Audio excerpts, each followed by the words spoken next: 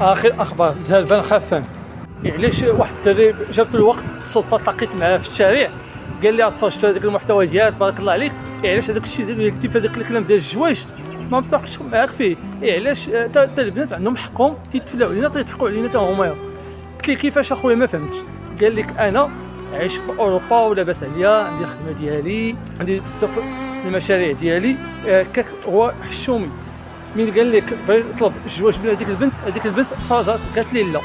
علاش اشنو ناقص هذا السيد؟ عنده الدار، عنده الطوموبيل، عنده المشروع ديالو ديال الخدمه ديالو في كل شيء، وعايش برا وانسان هو عادي. دير واش تيحشم. ملي تيقولوا البنات بزاف نعيش ولاد الناس، بغيت ناكل معاه الخبز والماء، نعيش معاه اللي كاين. شوف هذا السيد لاباس عليه، عنده الخدمه ديالو مزيانه وموظف مزيان، عنده الدار، هو عايش بخير. الفرصه تجيكم مره واحده، العمر ديالكم تكون نتوما مشالفين، ما يديكم باقي اللي قدكم في العمر ولا شي واحد كبر منكم.